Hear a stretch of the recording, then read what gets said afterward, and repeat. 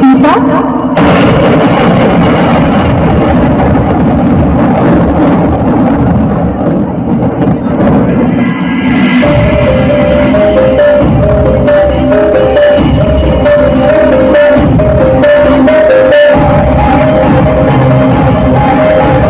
যজ্ঞে বিনা আমন্ত্রণে দু ধরনের ব্যক্তিরা আসে, এক ভিক্ষুক, দ্বিতীয় হলো রাক্ষস। নিজের পরিচয় দাও।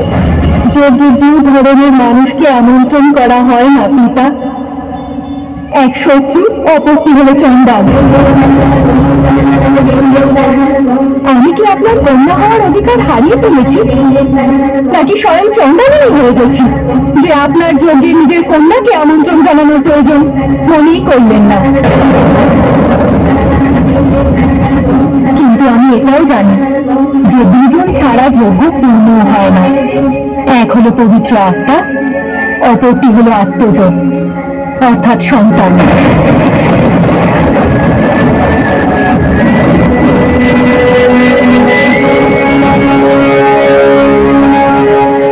আপনার আত্মা যে পবিত্র তাতে কোনো সন্দেহ নেই, আর সন্তানের স্থান পূর্ণ করতে আমি চলে এসেছি পিতা। কেউ বলে দাও এই ভিখারিনীকে যে সতী নামে আমার কোনো কন্যা নেই।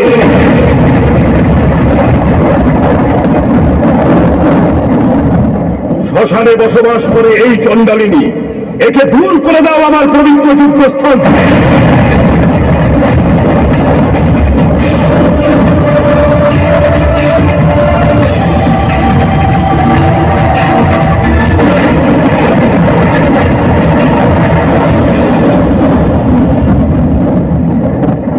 ক্রোধের দ্বারা সত্যকে অস্বীকার করা যায় না পিতাশ্রী, আর সত্য হলো এই যে আমি আপনার কন্যা পিতাশ্রী।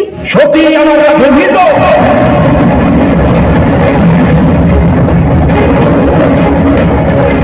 সে ততক্ষণ আমার কন্যা ছিল যতক্ষণ তার কাছে আমার আদেশের মূল্য ছিল। সে আমার অনুমতি ছাড়াই আমার গৃহ ত্যাগ করেছে, তাই তাকে আমি আমার দেহ মন প্রাণ থেকে ত্যাগ করে দিয়েছি। সত্য বলেছেন আপনি পিতাশ্রী। সেদিন সতীর মৃত্যু হয়েছিল, কিন্তু সে সেই সতী যার নিজের অস্তিত্ব সম্বন্ধে কোনো জ্ঞান ছিল না।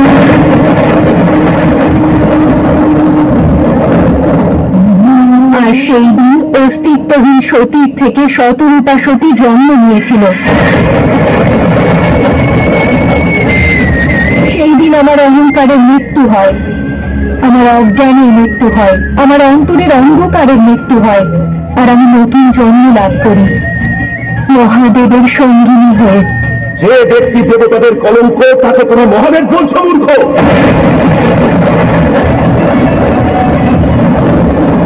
একজন শ্মশানবাসী সব গায়ে মুখে ভুলে বেড়াচ্ছে, তাকে মহাদেব বলছে।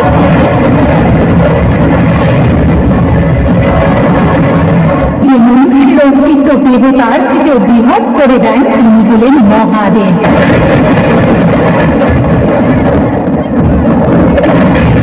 যে পুরুষের অহংকারকে প্রকৃতির সাথে মিশ্রিত করে ভারসাম্য বজায় রাখেন তিনি হলেন মহাদেব। যেই দক্ষায়নীকে কৈলাস স্বামিনীতে রূপান্তর করে তিনি হলেন মহাদেব। হ্যাঁ, উনি বৈরাগী, কিন্তু ওনাকে নিয়ে আমার গর্ব হয়। হ্যাঁ, তিনি অলঙ্কারের পরিবর্তে কণ্ঠে সর্প ধারণ করেন, তবুও গর্ব হয় ওনাকে নিয়ে। তিনি সর্বোচ্চ শিখরে, তাই তো উনি আড়ম্বরবিহীন, এই জন্য তিনি মহাদেব।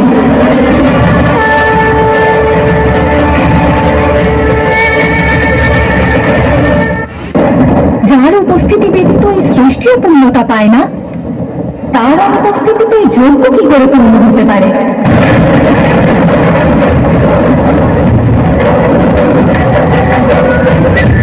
তিনি বলেন আশুতোষ পিতা, আপনি ওনাকে নিমন্ত্রণ করুন, তিনি আপনার সব অপরাধ ক্ষমা করে দেবেন। এখনো সময় আছে পিতা।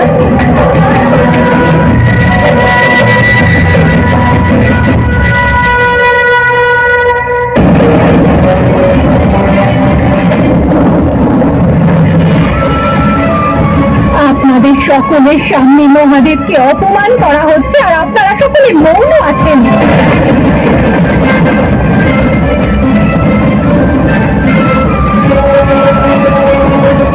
সকলের মৌনতা দেখে তুমি তোমার প্রশ্নের উত্তর পেয়ে গেছো নিশ্চয়ই, শ্মশানবাসিনী।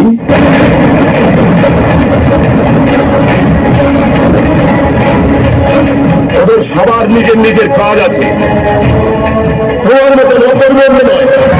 যখন একজন নারীর লজ্জা হরণ হয় তখন কেবল তার লজ্জা হরণকারী তার জন্য দায়ী থাকে না, দায়ী তারাও হয় যারা মৌন হয়ে তাকে অপমানিত হতে দেখতে থাকে।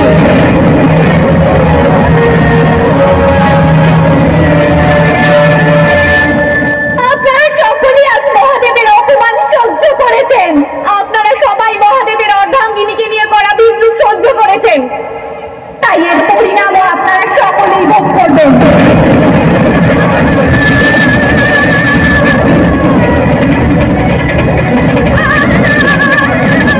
সতীর সত্যের অভিশাপের অগ্নিতে আপনারা প্রত্যেকে ভস্ম হয়ে যাবেন।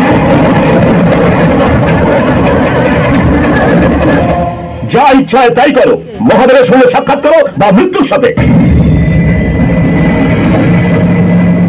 আমি তো বলবো এই যজ্ঞের অগ্নিতেই পুরো ভস্ম হয়ে যাও, কমপক্ষে তোমার ন্যায় এক কন্যাকে জন্মদান করার পাপ তো লঙ্ঘন হবে।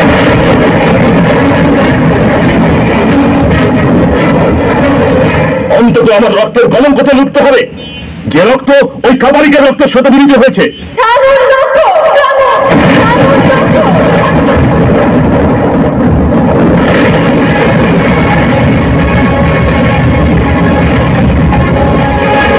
আমি চাইলে এই মুহূর্তেই আপনাকে ভস্ম করে দিতে পারি আর এক নতুন প্রারম্ভের সূত্রপাত করতে পারি, কিন্তু আমার সমগ্র শরীরে আপনারই রক্ত বইছে। আপনি আপনার রক্তের অপমান করতে পারেন, আমি পারি না। জীবিত অবস্থায় আমি আমার পিতাকে পথ প্রদর্শন করাতে পারিনি, কিন্তু আমার পিতার আগুন আপনাকে সেই পথ প্রদর্শন করাবে পিতা। আর তার সাথে আমার মহাদেবের কথা অমান্য করার পাপ খণ্ডন হয়ে যাবে।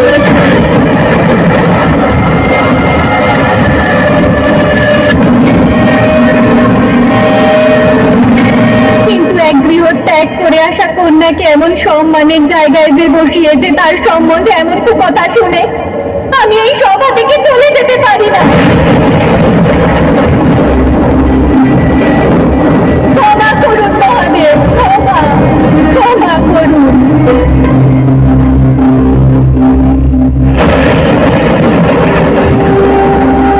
আপনার অর্ধাঙ্গিনী হওয়া সত্ত্বেও আপনার কথার মাহাত্ম্য বুঝতে পারিনি আমি কখনোই এমনটা চাইনি মহাদেব। আমি তো সুখে শান্তিতে আপনার সহিত জীবন অতিবাহিত করতে চেয়েছি, কিন্তু আজ আপনার অশ্রুর কারণ হয়ে বিদায় নিচ্ছি। আমি আপনার সন্তানকে জন্ম দিতে চেয়েছিলাম, কিন্তু আজ আপনার হৃদয়ে পীড়ার জন্ম দিয়ে আমি চলে যাচ্ছি। আমি সারা জীবন আপনার সঙ্গিনী হয়ে থাকতে চেয়েছিলাম মহাদেব, কিন্তু আজ আপনাকে নিঃসঙ্গ করে চলে যাচ্ছি। ক্ষমা করুন মহাদেব, ক্ষমা।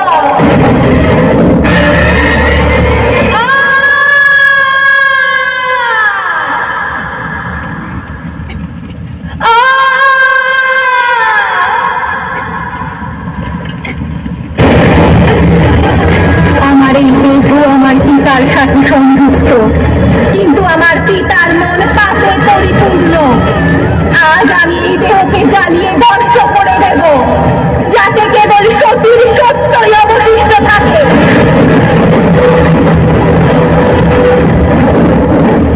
আপনি বলেছিলেন না মহাদেব যে নিজের ভয়ের সম্মুখীন হও, আপনি বলেছিলেন না নিজের ভয়কে গ্রহণ করো, তাই আজ এই সতী তার ভয়কে গ্রহণ করছে, আজ এই সতী অগ্নিকে গ্রহণ করছে।